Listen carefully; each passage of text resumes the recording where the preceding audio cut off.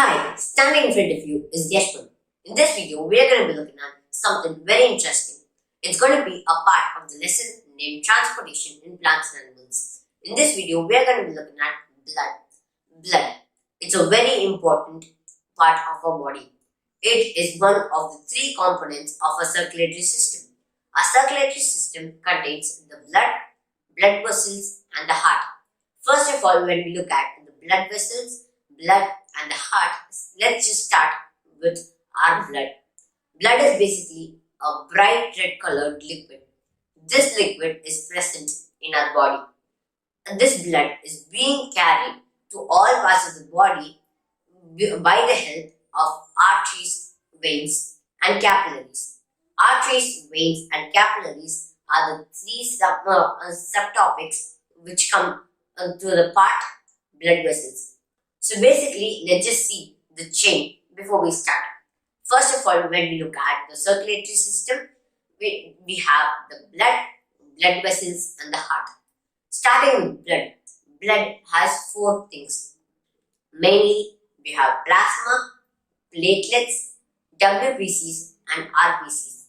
When we look at blood vessels, we have arteries, veins and capillaries. When we look at heart, it has four chambers. Left atrium, right atrium, left ventricle and right ventricle. Everything when we look at this will have a specific feature and it will have a specific function. So starting with, for this video, let's just look at blood. Blood is a bright red colored liquid. We have plasma. Plasma is the liquid part of the blood. Close to 95% of blood is in liquid form. And next we look at the platelets. The platelets are used for clotting of blood. If somebody falls down, even when you fall down from a cycle, or if you fall down while you're playing football or basketball, if you slip and fall down, you'll be getting hurt. When you get a wound, your skin tears off and you see that you have a lot of blood flowing. So when this blood flows, if you don't have these platelets, which are used for clotting of blood, if we just have a small wound where just a little bit of blood comes out, when we don't have platelets, all the blood from our body will flow out even through a single wound, because platelets help us to clot the blood. Clotting the blood prevents from blood loss. So if we lose a lot of blood, what we do is that we die. So basically, if you have a lot of blood loss through any injuries, we actually go to a blood bank. This blood bank stores everything, all kinds of blood groups. So if we go to any blood bank, we get some blood which is from a donor. From a donor, if we receive blood, they'll be giving us just a little bit amount of blood, because they'll be having a perfectly functioning heart, which will be able to pump blood very fastly. So by giving out blood through this process of blood donation, it's basically very much good for the heart, because it makes it pump more faster and will be able to pump a lot of fresh blood, which is much useful for the heart. So they give a lot of blood through blood donation, and even the small amount of blood, it wouldn't cause any harm to your body, because that will keep on pumping new blood and it will be forming new blood. So it won't be causing any trouble, but it will be of a great help for the donor.